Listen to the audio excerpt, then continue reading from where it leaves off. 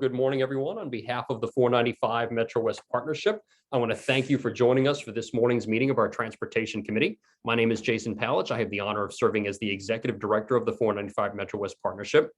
We are honored to be joined this morning by leaders from the Massachusetts Department of Transportation for a presentation and Q&A regarding the I-90 Allston Multimodal Project. In just a moment, I'm going to be turning things over to our Transportation Committee co-chairs to introduce the session, but first I'm going to go over some housekeeping items briefly. All attendees are muted during today's session. Following the presentation, we will invite you to ask questions of our guests by typing your questions into the Q&A function of our Zoom meeting this morning. Our committee co-chairs will moderate the Q&A portion by selecting questions from the Q&A and reading them aloud to our guests for a response. Please note that any questions which are disrespectful or hostile will not be asked, and any questions which are overly lengthy may be shortened in the interest of time. Should you experience any technical problems during our session, our immediate guidance is to try logging out and then logging back in. Should you need further assistance, the Partnership's Manager of Policy and Planning, Jeremy Thompson, is available to assist you and can be reached via email at jeremy@495partnership.org. Finally, please note that today's session is being recorded for later broadcast via our website and YouTube channel. And before we get started, and before I turn things over to our co-chairs, I do want to acknowledge a special guest we have this morning from our legislative delegation. I know we're expecting State Representative Carolyn Dykema this morning, and we welcome her for her participation and support of the partnership. At this time, I'm going to turn things over to our Transportation Committee co-chairs, Rob Nagy of VHB and Joe Nolan of the MWRTA Advisory Board. So take it away, Rob. Great. Thank you, Jason. I appreciate the introduction, and good morning, everybody. On behalf of Joe Nolan, the public sector co-chair of the Transportation Committee, I want to thank everybody for waking up on this cold Tuesday before Thanksgiving to hear a little bit more about the transportation environment that we live in and work in here in the Commonwealth. I see a bunch of new names and a bunch of familiar faces on the invite list, so welcome to you all. Today, we're joined by Jonathan Gulliver, who serves as the Highway Administrator at Massachusetts Department of Transportation, MassDOT. Jonathan has served in this role since 2017. He joined MassDOT, I think, back in 2009. And prior to accepting his position as the Highway Director, he served as the District 3 Highway Director here out in Worcester. So he's very familiar with our region. In his role there, he was responsible for the management and oversight of the state highway and bridge system in basically all of central Massachusetts. Jonathan has over 2 decades of experience in managing complex state and municipal projects, holds a degree in civil engineering from Worcester Polytech, and he will be joined today by the project manager for the I-90 Allston Multimodal Project, Michael O'Dowd, who will provide us a little bit more insight. Today, Jonathan, like I said, we'll be talking a little bit about the current plans for I-90, the Allston Multimodal Project. And while this project has been advancing for some time now through its outreach process, this may be the first time many of us on this call are hearing about this important project for the Commonwealth. By way of background, the partnership has outlined priorities for the region, with our primary focus being on the impacts to our region's commuters who use I-90 and the commuter rail system as a regular means of accessing the city of Boston and many of the other important employment hubs in and around the area. If you're interested, you can read our comment letter submitted on behalf of the partnership by reaching out to Jason or Jeremy at your convenience. And at this point in time, I'll turn it over to Administrator Gulliver to give us a little bit of insight on this important project. So thank you. All right. Thank you, Rob, for the introduction. And thank you all to the 495 Partnership for having me here today, and all of you that are attending. I really appreciate you all coming to hear about this really important project. And before we get into the presentation, I do want to just address a couple of things. There's a lot of stuff going on in transportation. Obviously, this is Thanksgiving week. If you're going to be traveling, I hope you do it before 2 p.m. today, because it's going to get busy. Otherwise, your best day of the week, by the way, to travel is Friday. You might miss the holiday, but at least that's a good day to travel. So let's, before getting into this specific project, I do want to talk a little bit about a lot of the stuff going on in Washington with regards to transportation. It's a really exciting moment in time to be in this industry. The bill that was just passed, the infrastructure bill that I know all of you have heard so much about, is a huge opportunity for Massachusetts. We've been getting ready for it, mostly doing a lot of work on getting some draft capital program projects together. But when it became a reality last week, that really means that we shifted gears, and we're now really starting to look at what do we need to do to staff up, and what do we need to do to get ready, and everything else. It's bringing a lot of money to Massachusetts. To give you an idea of the scope, we expect to receive about $5.3 billion over 5 years from federal highway, and that's just in the formula funding program. So that's our bread and butter in Massachusetts of what we do for funding projects. That represents a 48% increase in federal aid over that period, and that's really and just an enormous amount of money going right into our infrastructure that's really badly needed. So there's a lot more to come on that, but the other big piece that you need to just be aware of, and it's also important for this project, is the discretionary funding. There's a number of big grant programs that are specific to various types of projects, multimodal being one of them, that we think this project is going to compete on a really strong basis. So our hope is to really leverage this new act, really get into the funding program, and put whatever we can towards this project to get off the ground. But I'll caution that there's still a long ways to go. And you may have heard at one of our prior updates that this does require a big leveraging of outside funds, not just state and federal dollars, but also from other partners here, such as the universities that abut the property and own the property, and from the city itself. So there's a long ways to go on this project and the finance plan associated with it. And we're not going to get into too much detail on that today, but the other piece is, again, the opportunity provided by having this new bipartisan infrastructure law passed. Still some ways to go on it. Again, they need to appropriate the dollars, but we expect that to happen, and we'll actually be spending that money soon. All right, so let's get into this this presentation. So Jason, if you could get it fired up on the screen.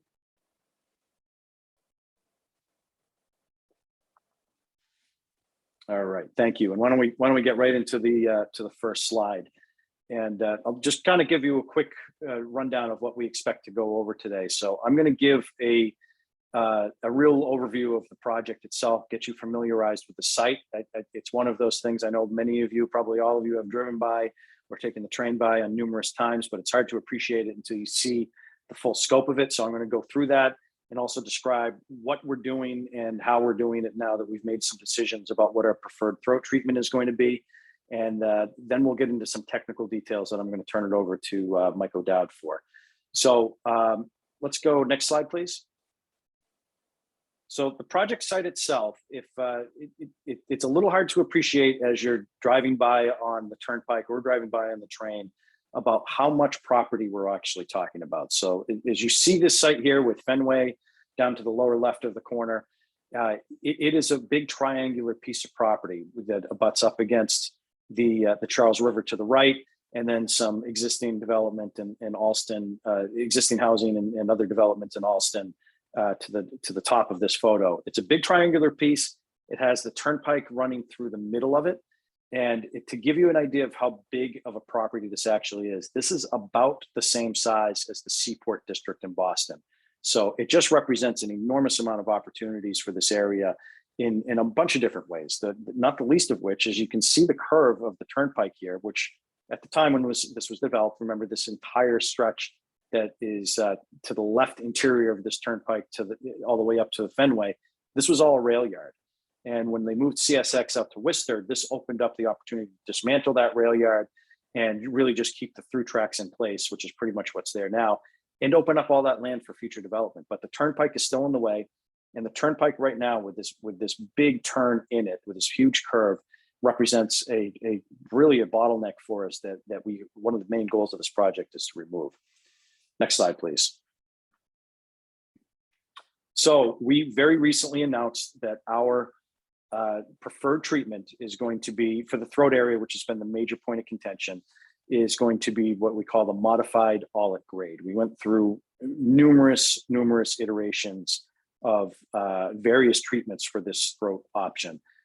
Everything from keeping the existing viaduct in place and moving it closer to doing some roadways that would have gone into the river further, to doing some stacked roadways with every kind of iteration you can think of.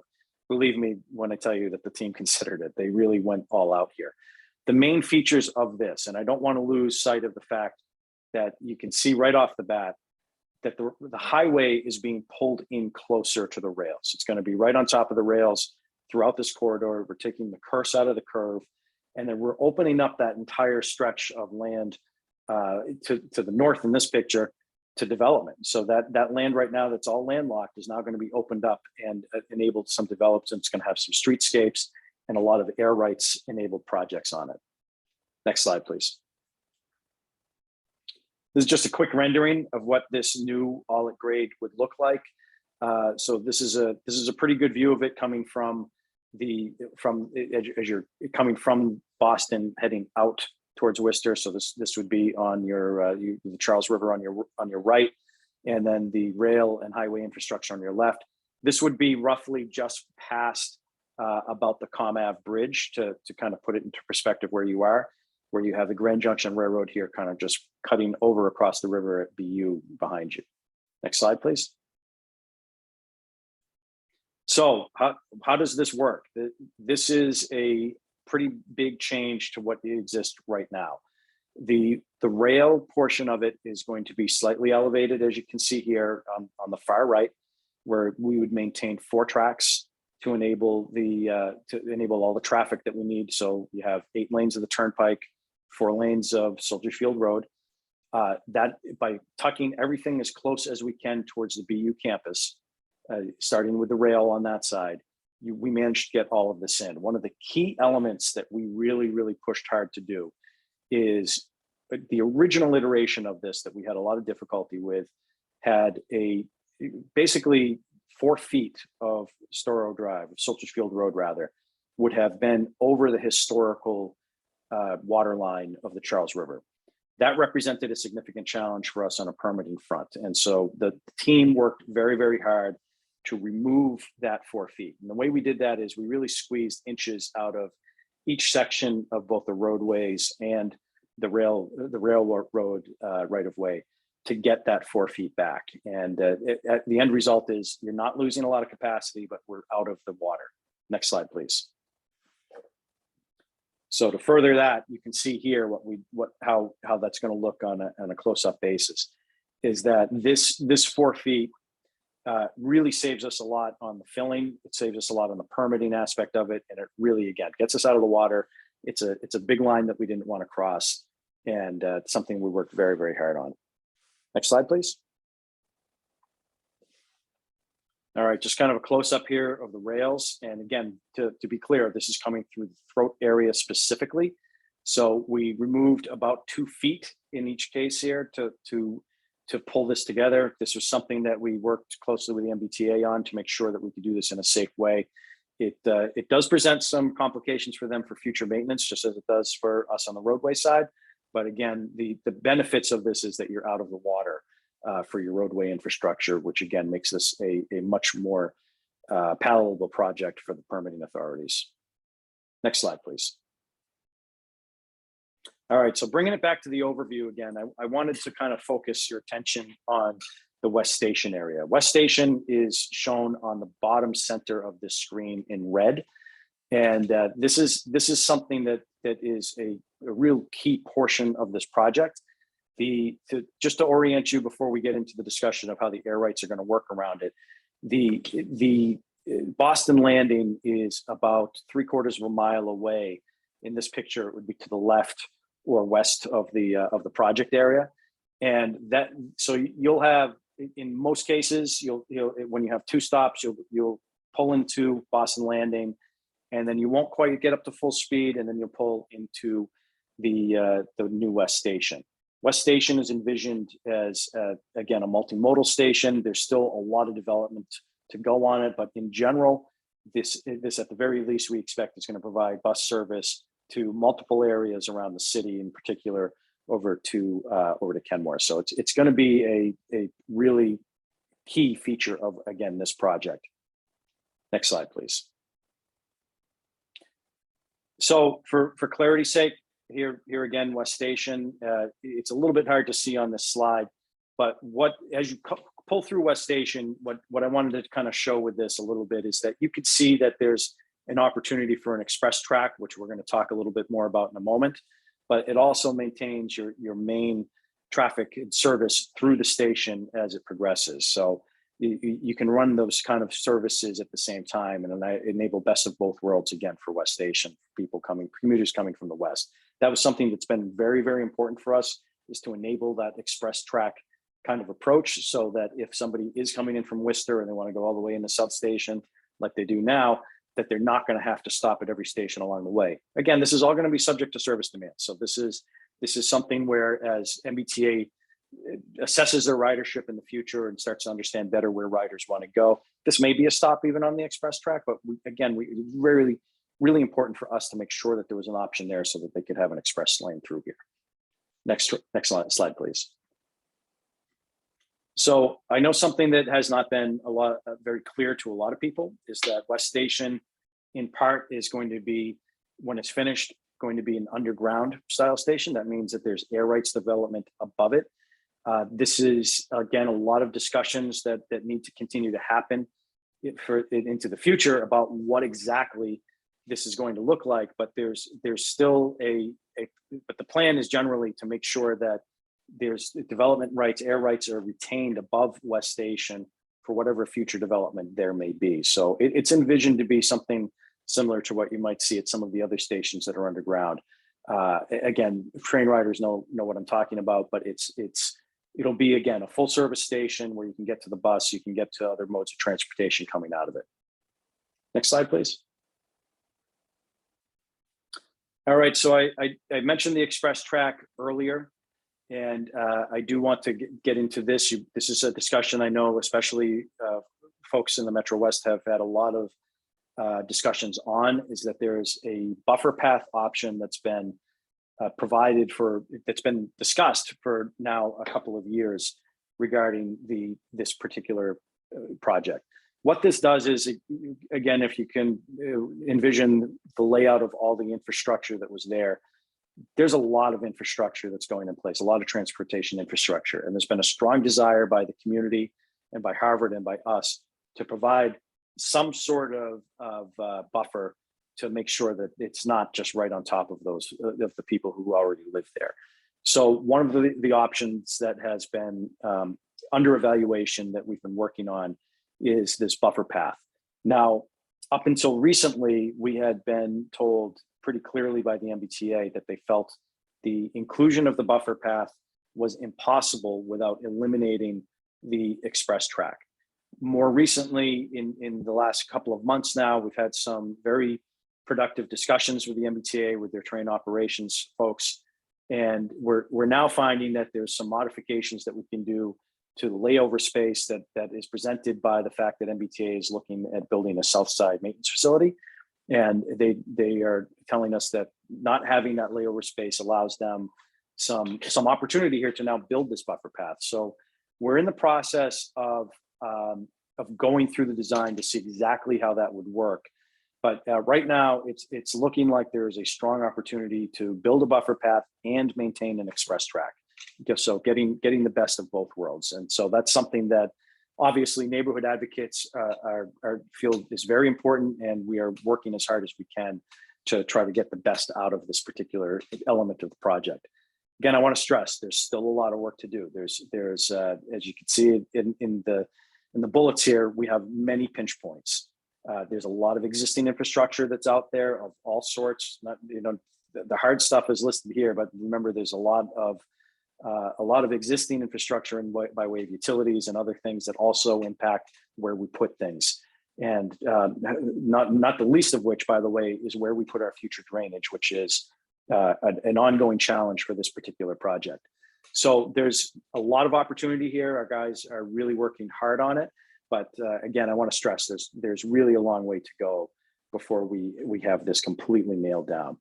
And we're going to continue, again, to work on that. Next slide, please. Okay, so at this point, I'm gonna quickly turn it over to Michael O'Dowd to start getting into some of the design details on the project, as well as getting into what our next steps are, and then we'll open it up to what I'm sure is going to be many questions. Mike? And Mike, you're going to need to unmute yourself.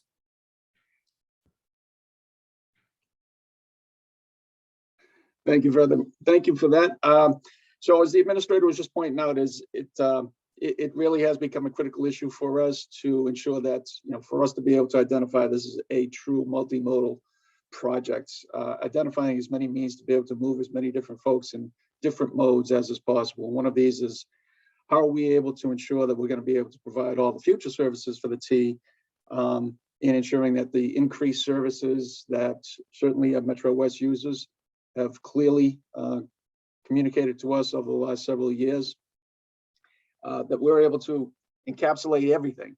And I never thought that, this is a 100-acre site, as the administrator was pointing out earlier, but this really is a scramble to find as many inches and feet within this corridor for providing transit services, highway services, and the passive transportation services for bicyclists and pedestrians as well. But in order to be able to do that, we have some confinements, some pinch points along this road or along this track bed between Boston Landing and Boston University. And one of the ways that we've been able to do it is by further confining the spaces that the T would typically like to operate under. And we've worked closely with them. I know Jody Ray, many of you, or if not all of you know Jody. Jody and I have been working closely on this and trying to find ways that we can actually reduce and condense down the area of the reservation that they currently operate under, or would like to operate under in the future condition. And one of them is, the Allston Depot, as pointed out here, the roof line that you can see alongside track 2, which is one of the revenue tracks that operate today. The express track in the future condition would, just to give you a point of view or a context of where it would operate, that express track would actually fall right in between track 2 and track 1. So if you're looking at that photograph on the left side of this slide, track 2 is the most southerly and track 1 is the one just to the north of that. Well, the express track and its function, the way it would be operating, would essentially sit right in between the two. And by doing so, it gives us a little bit of flexibility to be able to incorporate a buffer path or shared use path alongside the express track that could service bicyclists, pedestrians, and any non-motorized uses. Next slide, please. So the express track and operational analysis. Without the express track, travel times are going to increase. And working with Jody's team over the course of the last 3 years, there's certainly been a desire to increase services as much as we possibly can through this area and into the future. It's not just to support the development of what may occur at Beacon Park Yards, but it's also to accommodate the demands and the desires of folks coming in from MetroWest. So the idea being is, if we're going to be able to support all the desired services, increased ridership, increased peak hour times, or continuous travel throughout the course of the day, we need to make sure that there's an opportunity for us to be able to account for, capitalize on the use of an express track.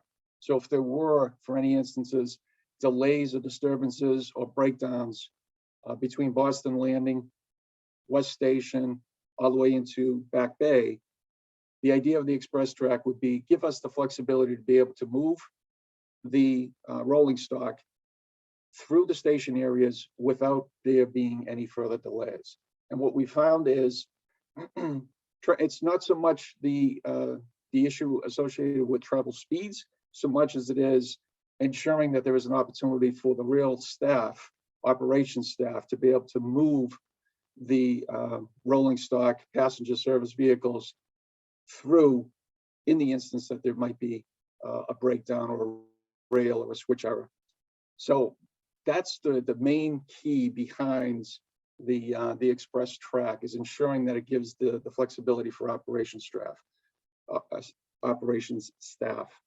So track speeds increased under the randomized operations and perturb scenario. So the first things that folks ask me, what is a randomized operation and perturb scenario? It's an issue, or it's a scenario that I just laid out. If for some reason there was a switch failure on one of the tracks, or for some reason there was a breakdown in one of the tracks between Boston Landing and West Station, this gives us the flexibility to be able to isolate traffic on that particular rail, on that particular track bed that is facing the situation, and be able to move them onto an express track through the area. Or if for some reason there was an issue associated at West Station, for whatever reason, whether you're coming from the south side, coming out of South Station, coming through Back Bay, you could come right through, avoid the station altogether, and be able to run right out to the western neighboring communities, Natick, Framingham, Ashland. So that's a major issue, and it really ensures that we're able to maintain those on-time performances that the T is, regularly graded on and scored on. Next slide, please. So that is the development where we stand right now with regards to the insurance of being able to provide the express track and also being able to provide a buffer path. Now, moving on to where do we stand relative to the overall projects? The preservation is something that a few years ago we were fully anticipating could be a likely possibility just due to the condition of the steel and the deck on the existing viaducts. And if we weren't able to move forward with the projects in its full configuration that we've been talking about, then we needed to make an investment of dollars to ensure that we still have viability and usability of the existing viaduct. And not only in this interim phase while we're going and completing design, permitting, and procurement, but also to be sure that it's going to be able to withstand any of the loads during construction. Construction on this particular project is likely to be upwards of 8 to 10 years. And we need to make sure that the existing viaduct can withstand those serviceabilities and uses during that phase. So during February 2021, we went through and did a full in-depth inspection, identified where all the deterioration and deficiencies were. This has been an ongoing process now over the last several years. And what we've seen here is a list, number of components that require some addressing, and we prioritized which ones we feel need to be addressed early, including deck joints, replacement of those, the bridge railing, the barrier curbs, structural steel repairs, many of the work that you can't see because the drivers will only see what the condition of the deck is, but really some of the worst deterioration is in the substructure below and in the steel that's carrying that deck. So there will be a significant amount of work undertaken over the course of, we are anticipating to advertise this next summer, and it'll be ongoing for a period of about 30 months while we continue to finalize the designs and permitting and procurement of the project itself. Next slide. You can see some of the work that's been ongoing over the course of the last several weeks, just testing this, the existing deck, identifying what the condition of the steel, the condition of the deck is below, and making sure that we're identifying the locations that necessitate the most repairs or the areas that require the repairs to ensure serviceability. Next slide. So the preservation, what we've seen and the task force members have brought to our attention is if we're going to go forward and make multi-million-dollar investment in doing a preservation for the period of the next 10 to 15 years, then we need to make sure that we're looking at this from the longer standpoint as well, is that if there are things that could be done now to sort of set the table for the future staging of the larger project, then these are things that we're looking at. And that's, in this particular instance, this is something that we've considered is the removal of the existing barrier wall and replacement with a more portable system that still provides all the crash worthiness, but would also facilitate staging operations that we're looking at with the modified at-grade reconstruction. Next slide. So the schedule, as I mentioned earlier, we're continuing to go through design progression at this particular point in time. We anticipate having something to advertise in the summer, next summer of 2022, and then initiate the construction of a contract award in place by the fall of 22. And then we'll get going on the construction. Much of the construction early on will be below deck so that we're not interrupting and disrupting services for the motor vehicles on the deck side itself.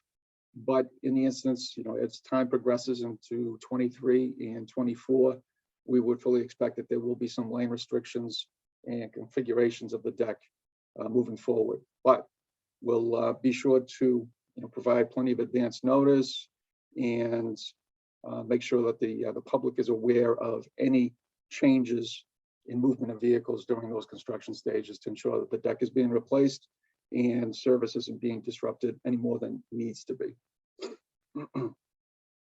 That's it. So NEPA timetable. We have a notice of project change. So the notice of project change is really intended to be able to bring the state process, the NEPA process, in line with the NEPA process that was conducted back in 2019 and 2020. So there was 3 alternatives that were evaluated and identified, and we're in the process right now of going through and identifying environmental impacts associated with each of them. Despite the fact that the Secretary and the Administrator have made a recommendation that the modified act grade would be the desirable alternative, or more superior alternative from MassDOT's perspective, we still need to go through the regulatory processes associated with it. And so the notice of project change that we are anticipating to file in the middle of December this year would be an opportunity for us to be able to bring the project from where it was on the state processes back in late 2017, early 2018, up to a point where it's compatible and in line with the NEPA processes that were conducted back in 2019 and 2020. The idea being is that both of those processes are off on their own track. We want to try and bring them together so we have a parallel and concurrent track of processes between NEPA and NEPA.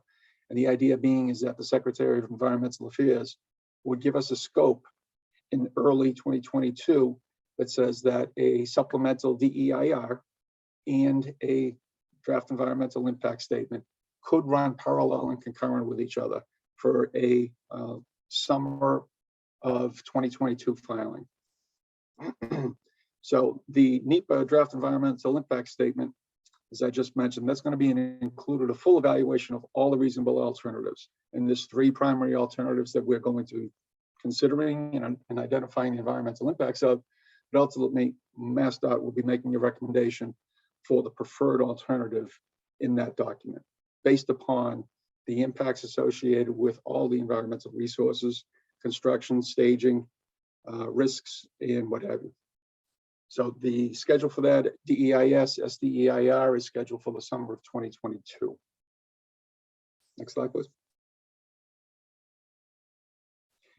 Part of that DEIS draft documentation is our federal partners, as well as our state partners in the regulatory world, will be looking for us to identify all of the areas of impact that warrant mitigation. And certain during construction staging and during construction of a project of this size and magnitude, there will be a lot of disruptions. So it's not just a matter of looking at the mitigation of the environmental resource impacts, but we also have to consider the impacts associated with the drivers, the commuters, the users of these facilities right now, whether it be rail, highway infrastructure, or even for the cyclists and pedestrians. So MassDOT is now just initiating, over the last couple of years, we've been thinking about this regularly. I've communicated to it a couple of times, both in the public meetings in Framingham and Ashland and Natick. The idea of what can we do to ensure that the commuters coming in from MetroWest areas will not have to suffer through any additional congestion that is absolutely needed. And some of the ways that we've pointed out is ensuring the travel lanes on I-90 and Soldiersfield Road, rail service coming in on the Framingham Worcester main line. The idea of perhaps being able to maintain a maximum train consist. So 2 years ago, the MBTA was moving forward with procurement of additional coaches to ensure that we could run 9-car sets rather than, in some instances, 5- and 7-car sets. So be able to move more people on each of those trips that are coming in from the west side. The other thing that the administrator and I have been talking about is what can we do to make it access to the stations west of Boston Landing more accessible for the users, whether that means providing additional parking at some offsite locations, perhaps providing shuttle services between those parking locations and stations. So there's a number of things that we're looking at, and we'll be looking for groups like yourselves to be able to assist us and help us and provide us with some comments. And I think the notice of project change that we're proposing to file in the middle of December would be a perfect opportunity. It'll be out for public comment for a minimum of 30 days. It'll be a perfect opportunity for the MetroWest Partnership and its affiliated groups to be able to provide us with comments and ideas as to how they think, construction of something of this magnitude, what kind of mitigation, what kind of ideas could really address what the concerns might be of those particular groups. Next slide. All right, and I think that brings us to the end of our presentation, Mike. And thank you, Mike, for that overview piece. Before we get into questions, Jason, I just want to kind of give everybody a recap because I know that was a lot of information coming at you. First off, again, I think what's pretty clear to all of you, there's been a lot of work that's been going on in this. There's been a project that's been going on for I think now close to 10 years or more. But it has been focused on so far on the permitting elements and getting to the point where we're actually picking a preferred alternative or specific design to progress. So something I want to stress is even though there's a lot here, on a design scale standpoint, we're at the very beginning still. This is at just a little bit past what we would consider conceptual level design. So a lot of work has been going on, as you can see from that last part of Mike's update on permitting and analysis. That's going to continue as part of our permitting process with NEPA. I did mention the finance plan, but we didn't have a slide on it. So I do want to kind of recap a couple of key points. One, the overall project cost right now is about 1.7 billion. That's the current best estimate. But one thing I want to stress, and even that estimate has been impacted by inflation, and we're continuing to see inflation grow. And that estimate is almost certainly to change by the time it actually hits the point where we're actually advertising it for construction. So 1.7 is where we're at right now for an estimate. We are planning on funding it through a variety of sources. And a couple of the key ones for this group especially that I want to mention is again, I already mentioned getting federal formula funds in. So that means actually using this project and leveraging this project to get both our formula money, which is our typical program money, but also to get in some of that discretionary grant money as well. It's also going to be a combination of some other sources, including tolls, but we are limiting our toll use and fitting it with our existing plan. And we have no plans to increase tolls to try to fund this. It's going to be coming out of our existing program. So there's no new tolls associated with it. We mentioned the preservation project. That's something that's critical to making this project a success because frankly, the existing viaduct does not have the kind of lifespan left in it that we're confident that it's going to make it through to the end of this project. And that viaduct needs to stay in place up until the new project is fully constructed or nearly fully constructed. So we're moving ahead with this preservation project that Mike mentioned. We are right now getting ready to finalize design on it, but our focus has really been on making sure that we are limiting impacts to both rail users and to roadway users. So as Mike said, as he was going through this, you can't build something like this without having some impacts, but we're trying to limit those impacts to lane restrictions rather than full closures. And again, we're envisioning a combination of lane restrictions and then night work and work under the bridge to try to limit those impacts. But that's been something that's very important for us. In the long term, once we've picked a preferred alternative through the NEPA process, that's when we're going to get into refining this design. And that's when we are really going to be able to answer and start incorporating, answer the questions that have been asked and start incorporating many of the comments that we've been getting. But there's a long ways to go on that, including developing those mitigation plans that Mike mentioned at the end. And finally, we do have to work on developing our final approach to procurement and construction. That's a key part of this project. Our goal, as with any project that we do, is to try to limit the impacts to the roadway users and to the rail users as much as possible. That's something that's very much in front of our approach right now.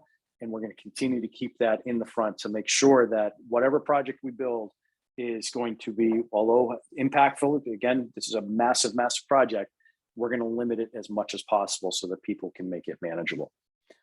All right, with that, Jason, I think that's about all we can say at this point, and I'm happy to open it up to questions from folks.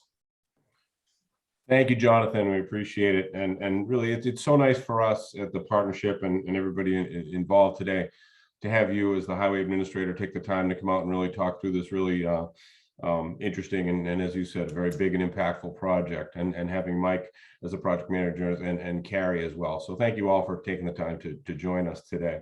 I'm sure there'll be a good list of questions. If anybody is in attendance would like to ask a question, you can type questions into the Q&A platform here on Zoom. So, and I think that Jason had suggested that he had a question to start off. So as the leader of the partnership, Jason, take the floor.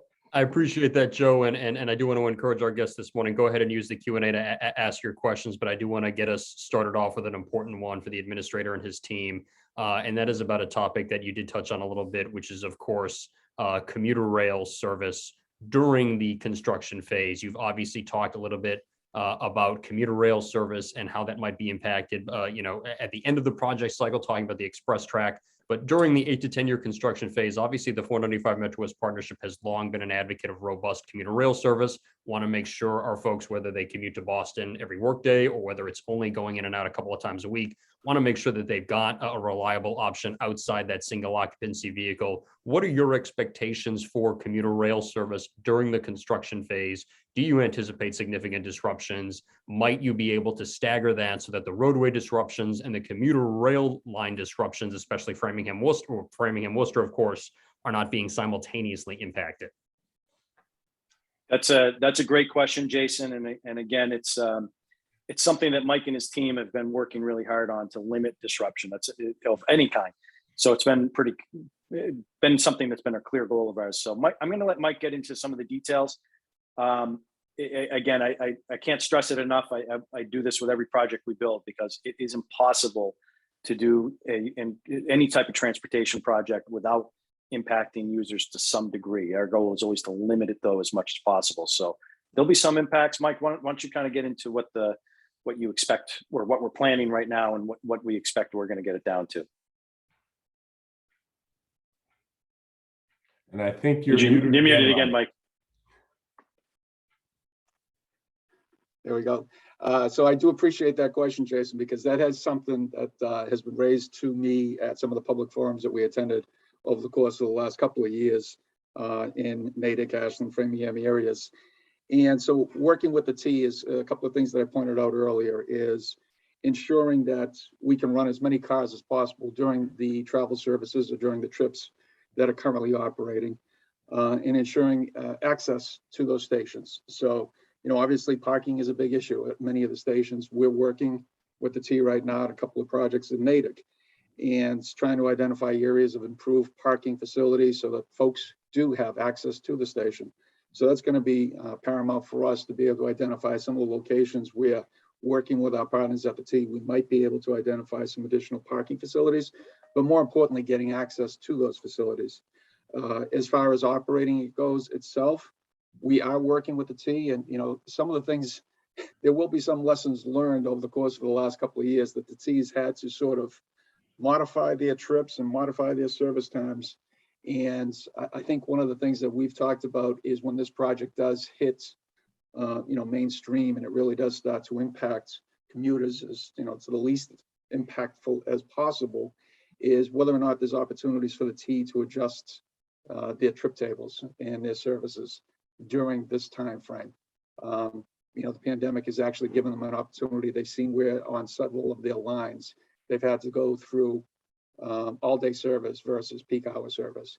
And that might be something that, we're going to continue working with the T on for this particular Worcester Framingham main line to ensure, we can move as many people as we possibly can. But you also brought up another good point, is the idea of, is there a way that we may be able to stage the construction of this so that we're not impacting and taking lanes out of the turnpike at the same time that we are going to be interrupting some of the commuter rail services. There's no doubt there's going to be interruptions.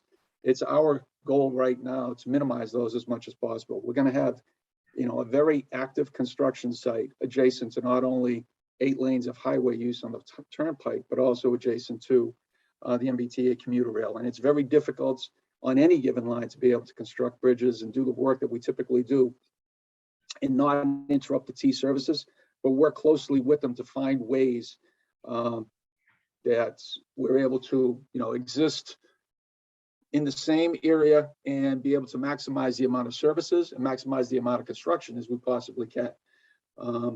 So those are things that we're still working with the T with regards to demolition and reconstruction, especially through the project area itself, which, the project area is about a mile long. And I know that I've communicated, and I'll continue to say, is that we have not yet found a way to be able to ensure and guarantee that there will be, 2 service tracks available during all phases of construction. But that's my goal.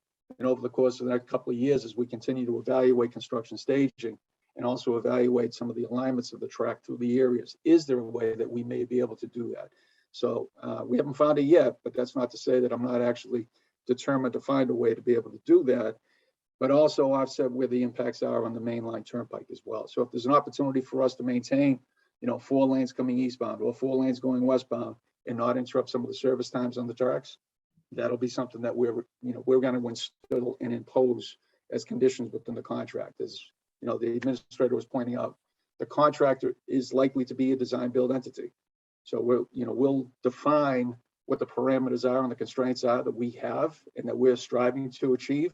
But obviously, any contractor, that's going to be interested in taking on a project of this magnitude is going to have their own ideas and their own ways of approaching it. But I think it's important for us to be able to identify what are the minimum criteria that we want to achieve.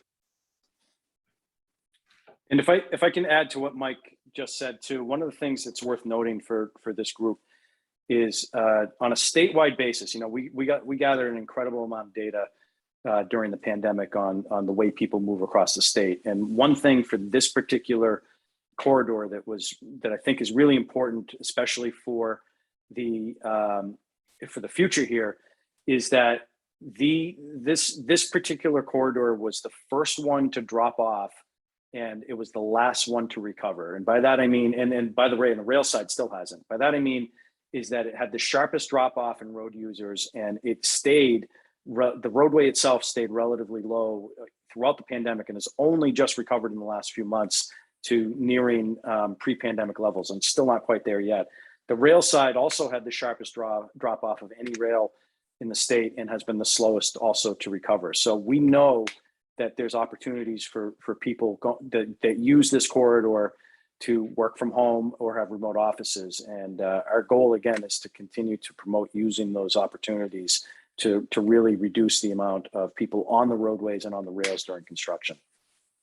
And of course, before I turn it back over to Joe for questions, Jonathan, you just invited me to throw in with another little bit of advocacy, just to know that obviously pre-pandemic congestion on the Pike and on our commuter rail line framing, we obviously have 3 commuter rail lines servicing our region, but obviously congestion was substantial on the Massachusetts Turnpike. We had a lot of parking constraints on our line. So the partnership certainly remains concerned about what happens as we do approach full capacity again. So I want to, keep your eye on the fact that, once we get there, those problems can come screaming back. So I just had to throw that in to your last comment there, but I'll go back to Joe for some of the additional questions we've had.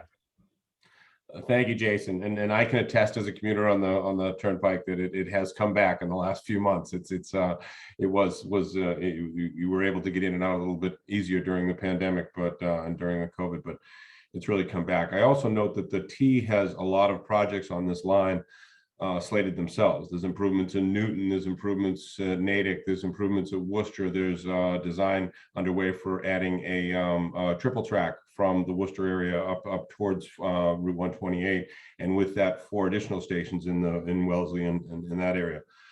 So coordination, I'm sure, Michael, you and your team have been working with Jody and those guys to see those things on the horizon. Hopefully with this additional track, perhaps if that becomes part of the design, that'll ease some of the congestion. You can take people off the road and put them on the commuter rail at some point during this process.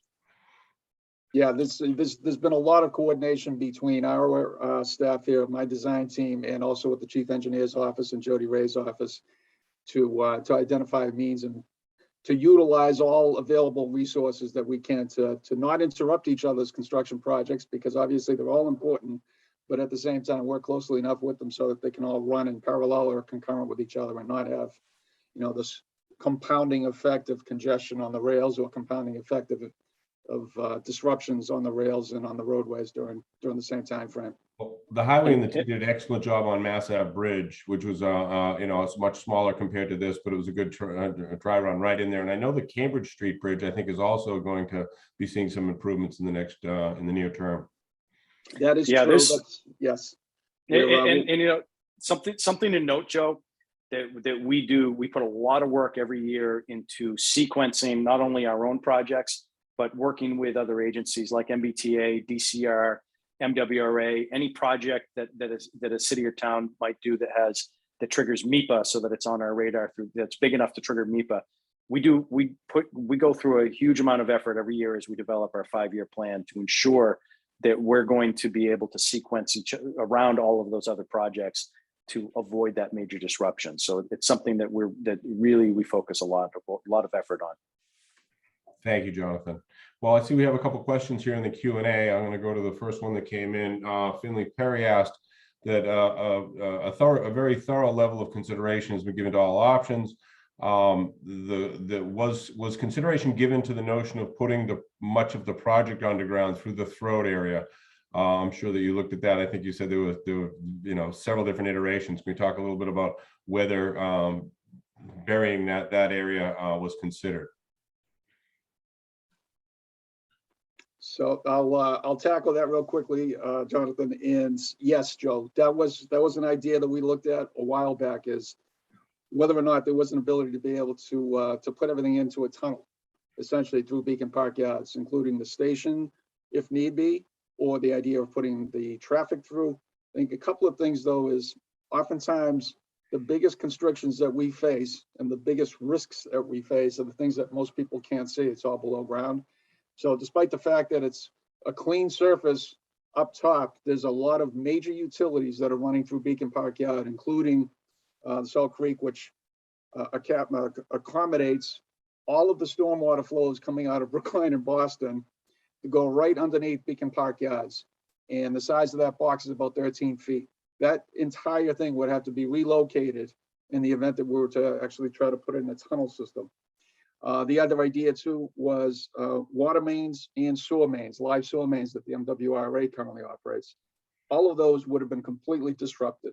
The idea of putting the tracks into the tunnel, as you know, operating the tracks, this is a long approach and a long transition that we would need to have to undertake.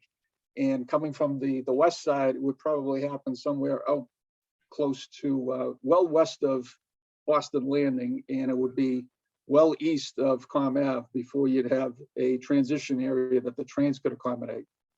So it's not without a lot of challenges and a lot of cost and a lot of risk.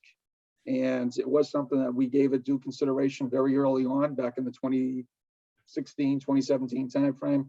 But since then, have moved on to some of the other alternatives that you see today. Sounds great, Michael. And anybody that's familiar with trains do understand, especially the diesel locomotives and the long trains, commuter trains, getting up and down from Boston Landing and then up to by Fenway, there would be a maybe insurmountable challenge. With regard, we've talked a lot about the transportation corridor here with regard to the Storrow Drive and the Turnpike and the commuter rail, but not a lot has been talked about what happens to the rest of it. When all this gets moved, what is going to get developed over there? And I know that's not, that, but maybe we could talk a little bit about that and what's the vision for the site long term with the partners and the universities out there. So I'm not sure that we're going to be able to get into too much detail on it, because honestly, we don't really know. It's Harvard owns the property, the majority of the property, and it's something that they're, again, really starting to look at closely as to what they think they can put there. They obviously want to maintain their rights as much as possible, and we're working closely with them to ensure that whatever they're going to build stuff, whether we want them to or not, we're going to make sure that we at least give them the opportunities to build it in a way that's not disruptive to what will be existing road users once we get done with this project. So I suspect that you're going to see it grow similar to how Seaport did. Seaport was, for those of you who know the area, much of the Seaport area was enabled by the Central Artery project, and what the Big Dig team did back then was to build a lot of the infrastructure in such a way that could accommodate building foundations, that they would provide those landing points to ensure that projects can be built in a way that doesn't impact the existing infrastructure. We're doing the same thing. It's something that we're very mindful of, and as we go through the development process, we're ensuring that we give those opportunities to have future development. So although I don't know what's going to go there, I know there's going to be something, and we want to make sure we can accommodate whatever it is. Well, the Seaport District is a good example of something. I mean, I remember when we did the tunnel went through there, and that was pretty barren wasteland out there, kind of like a rail yard, but it was storage for fisheries and such. And now look at it. So that would be great growth for the region, I'm sure. Another question we have here, and it'll probably be the last one because I want to be mindful of everybody's time. Question from Duncan Chapman is, how can municipalities / government agencies present their requirements to get in line with federal infrastructure funds? So Joe, I'm going to kick this over to Carrie Lavallee, who's MassDOT's Chief Engineer. I'll stress that the infrastructure bill has not been fully appropriated yet, so we don't have a timeline on the money. So, but there's a lot of people working hard to try to figure out this exact question. And so, Carrie, why don't you kind of get into the details that you know? Hi. So as Jonathan said, we're still in the process of kind of understanding the breakdown in the different funding sources, but we do know there's going to be a huge increase in both the formula and discretionary funding available. So at this stage, because the actual blocks of money has not been clearly stated, what we're trying to do is working with our planning department on projects that have previously been initiated and recommended by MPOs and communities. We're trying to see if we can move some ahead that were previously unfunded. His specific question, which was how to get more projects on, is the process won't change. It will be similar to how we've had the STIP process in the past, which is that they can still go to their MPOs and initiate projects, and there will be availability for more projects to be initiated with this additional funding. But again, our focus right now internally, and I apologize because I have a puppy in the background if you're hearing that scratching sound. But I do too, it's okay. I apologize. I don't know why you decided to do this right now, but there are opportunities to initiate new projects because this is going to be a huge increase in money. And so I would recommend, if there's projects that have not been initiated, that they go to their MPOs, and it will go through the same TIP process where, you know, they'll get scored by us and also their local planning agency and MPO, and then they can get more projects initiated. There will also be, as Jonathan mentioned before, discretionary funds available, but that's something that we will have to compete for. So there will be availability in that too for more projects. But our first step, like I said, is to look at existing unfunded projects and see if we can move them up. And then the other complication is similar to what Jonathan was mentioning with sequencing. We will have to make sure sequencing will work with all the existing STIP projects and all future STIP projects. So. Well, thank you, Carrie and Jonathan and Michael. It's so great for us to have the leadership team at MassDOT here to talk about this and other projects. And, you know, we always want to welcome you back to do that. With that, I'm going to turn it back over to Jason to close out. But thanks a lot for joining us at the Partnerships Transportation Subcommittee. Thank you, Joe, and thank you to you and Rob for your leadership as co-chairs of our Transportation Committee. I want to close this morning by thanking Administrator Gulliver and Carrie and Mike for their time this morning, for taking the time to present on the project as well as to address questions.